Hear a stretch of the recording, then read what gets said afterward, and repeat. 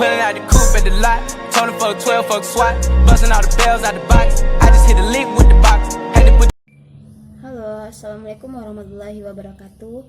Kembali lagi bersama saya Meli Syafrianti dengan BP 191054 2016. Pada minggu ini saya akan menjelaskan materi optimasi dinamis yang berjudul persamaan difference order lebih tinggi. Model-model ekonomi dalam bab 17 melibatkan persamaan difference yang menghubungkan PT dan PT kurang satu sama lain. Bila nilai P dalam satu periode dapat menentukan secara unik nilai P dalam periode berikutnya, jalur waktu P seluruhnya akan dapat ditentukan, begitupun nilai awal P0 yang ditetapkan. Namun, mungkin saja terjadi bahwa nilai variabel ekonomi dalam periode T, katakanlah YT, tergantung tidak hanya pada YT kurang 1, tetapi juga pada YT kurang 2. Situasi seperti itu akan menimbulkan persamaan difference order kedua. Secara tegas dikatakan, persamaan difference order kedua adalah persamaan yang melibatkan ekspresi delta pangkat 2 YT yang disebut difference kedua dari YT, tetapi tidak berisi difference order yang lebih tinggi dari 2.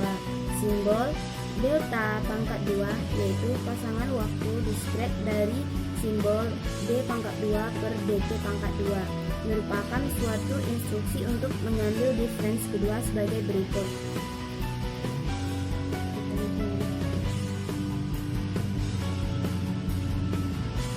Delta pangkat 2 YT sama dengan delta yang kurung delta YT dengan delta YT tambah 1 dikurang YT sama dengan YT tambah 2 dikurang YT tambah 1 dikurang YT tambah 1 dikurang YT sama dengan, kita keluarin dalam kurungnya, jadi YT tambah 2 dikurang 2 YT tambah 1 ditambah YT.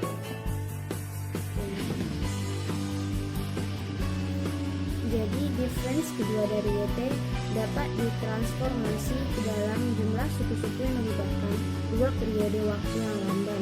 Karena ekspresi seperti delta pangkat 2 YT dan delta YT cukup sulit untuk dicapai, kita akan mendefinisikan kembali persamaan difference order kedua sebagai persamaan yang melibatkan dua periode waktu yang lamban dalam variabel. Demikian juga persamaan difference order ketiga adalah suatu persamaan yang melibatkan tiga periode waktu yang lamban dan seterusnya. Pertama, mari kita memusatkan perhatian pada metode penyelesaian persamaan difference order kedua dan meninggalkan perumusan umum persamaan order yang lebih tinggi pada bagian. Untuk menjaga agar untuk diskusi dapat diatur, dalam bab ini kita hanya akan menyelesaikan persamaan difference linear dengan koefisien konstanta. Namun baik suku konstanta maupun berbagai suku variabel akan dibahas berikut ini. Selanjutnya kita masuk pada persamaan difference linear order kedua dengan koefisien konstanta dan suku konstanta. Suatu variasi dari persamaan difference order kedua yang sederhana berbentuk YT tambah 2 tambah A1 kali YT tambah 1 ditambah A2 YT sama dengan C. Ini persamaan 18 ya, 18/1. Nah, Anda akan mengenali persamaan ini sebagai linear, non homogen dan dengan koefisien konstanta A1, A2 serta suku konstanta C. Penyelesaian khususnya seperti sebelumnya, penyelesaian 18.1 ini diperkirakan akan mempunyai dua komponen, yaitu bentuk penyelesaian khusus YP yang menggambarkan tingkat equilibrium intertemporal dari Y dan fungsi komplementer YC yang menyatakan penyimpangan dari equilibrium untuk setiap periode waktu. Penyelesaian khusus yang didefinisikan sebagai setiap penyelesaian kesamaan yang lengkap. Kadang-kadang dapat diperoleh bentuk dengan mencoba penyelesaian dari bentuk YP sama dengan K. Karena mendistribusikan nilai konstanta Y ke dalam 18.1 ini kita dapatkan K ditambah A 1 kali K ditambah A 2 kali K dan K sama dengan C tinggal, dan K sama dengan C per 1 tambah A1 tambah A2. Jadi selama ini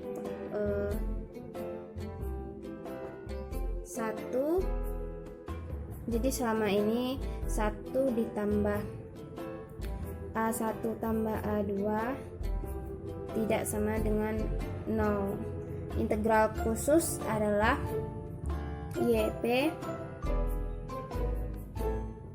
dalam kurung sama dengan K ya, sama dengan C per 1 tambah A1 tambah A2 dalam kasus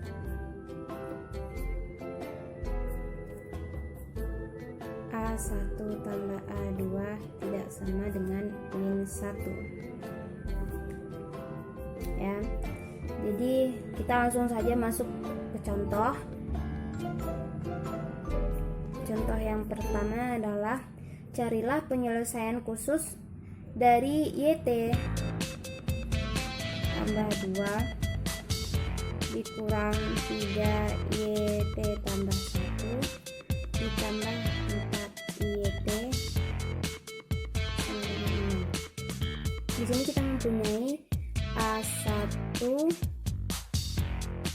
sama dengan min 3, A2 sama dengan 4, dan C sama dengan 6. Karena A1 tambah A2 tidak sama dengan min 1, penyelesaian khusus dapat diperoleh dari 18.2 ya. Ini mana? 18.2 ini ya.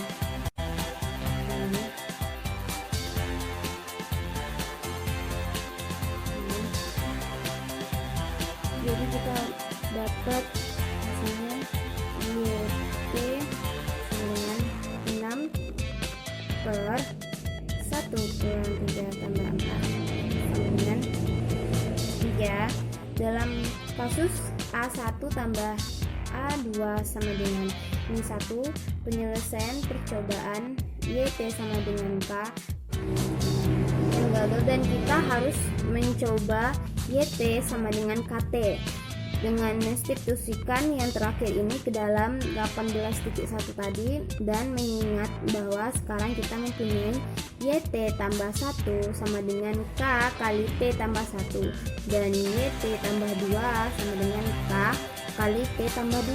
Kita peroleh hasilnya K kali T tambah 2 ditambah A1 kali K dikali T tambah 1 ditambah A2 kali K kali T dengan C, dan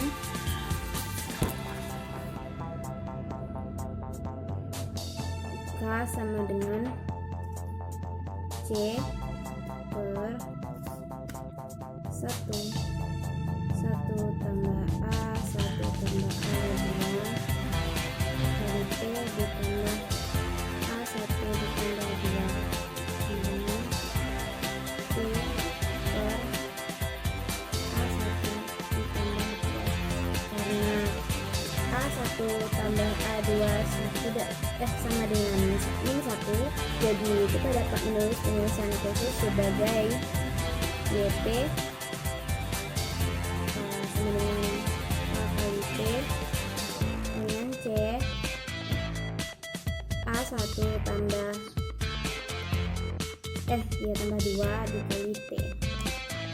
Dalam kasus A1 tambah A2 sama dengan min 1, dimana A1 tidak sama dengan min 2.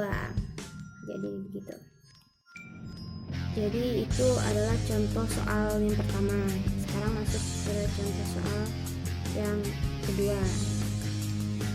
Pertanyaannya yaitu carilah penyelesaian khusus dari YT tambah 2 tambah YT tambah 1 dikurang 2 kali YT sama dengan 12. Di sini A1 sama dengan 1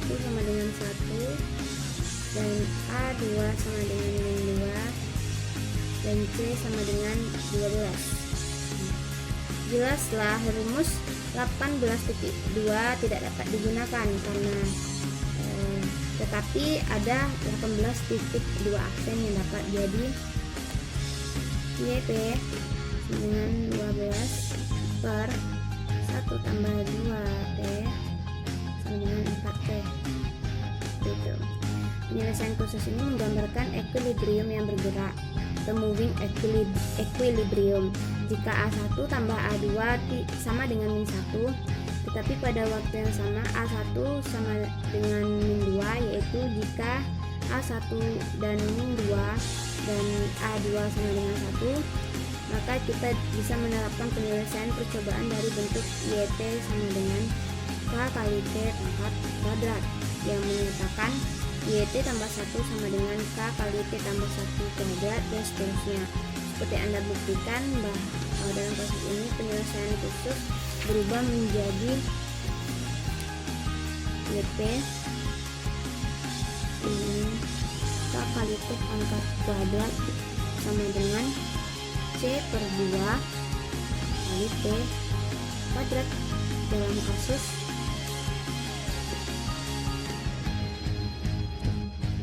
A1 sama dengan min 2, A2 sama dengan 1. Namun karena rumus ini digunakan hanya untuk kasus tunggal dari kesamaan diferensi YT tambah 2 dikurang 2 kali YT tambah 1 tambah YT sama dengan C, kegunaannya agak terbatas. Jadi kita masuk pada fungsi komplementer. Untuk mendapatkan fungsi komplementer, kita harus memusatkan perhatian pada persamaan yang disederhanakan. Itu YT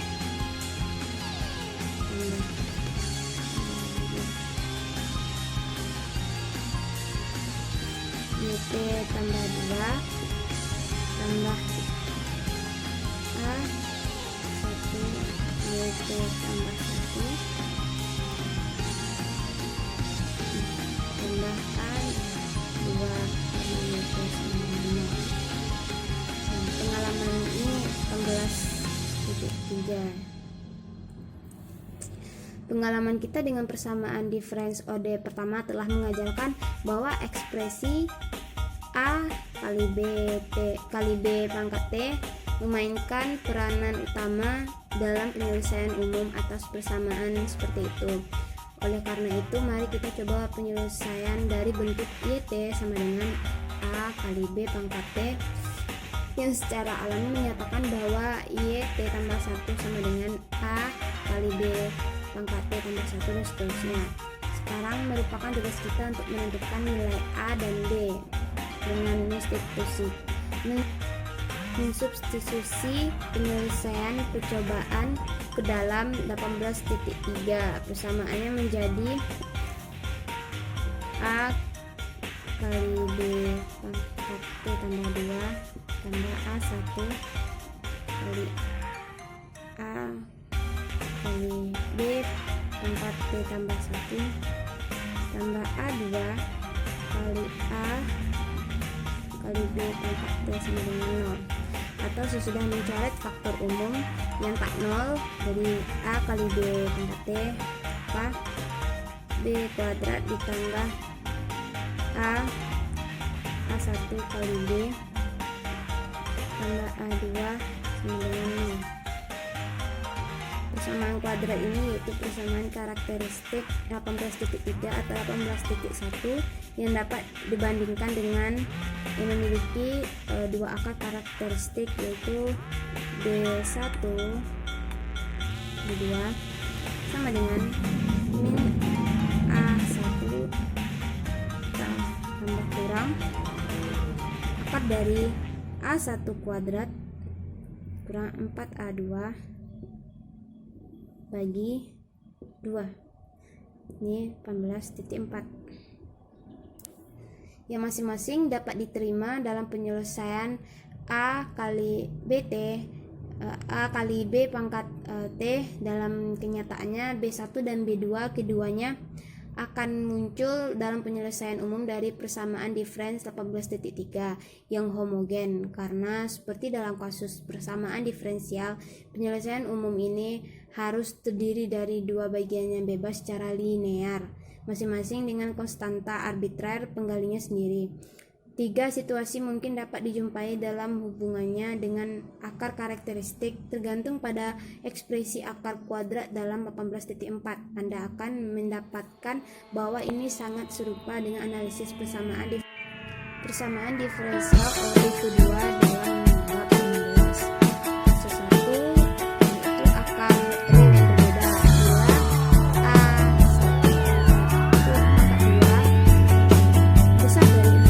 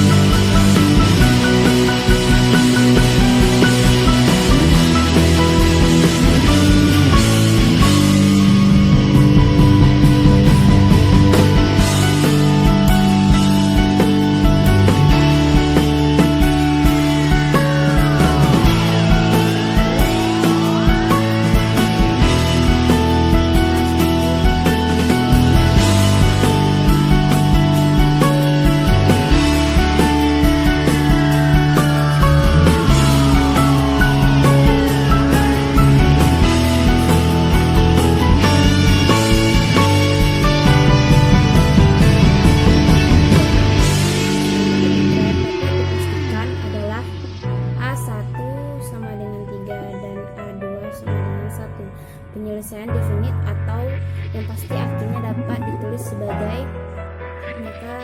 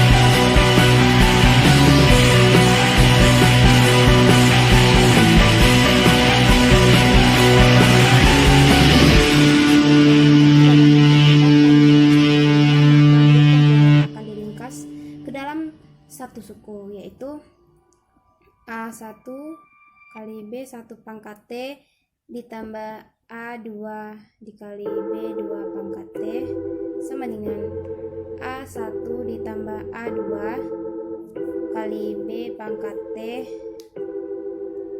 sama A3 kali B pangkat T. Ini tidak akan berhasil karena sekarang kita kekurangan satu konstanta.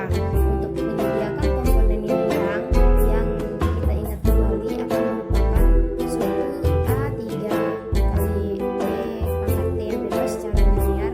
Cara yang lama yaitu mengalikan B pangkat T dengan variabel T akan berapa lagi. Oleh karena itu, suku komponen yang baru akan berbentuk A4 kali T kali B pangkat T bahwa ini bebas secara linear terhadap A3 kali B pangkat T adalah jelas karena kita tidak pernah dapat memperoleh ekspresi A4 kali T kali B pangkat T dengan melampirkan koefisien konstanta pada A3 kali B pangkat T bahwa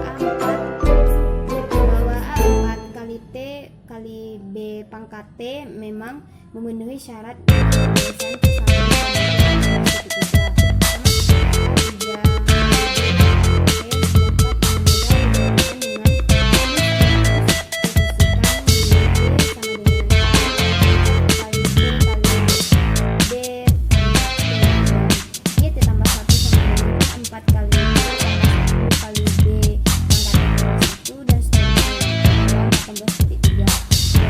tampak bahwa ini kan menyusun menjadi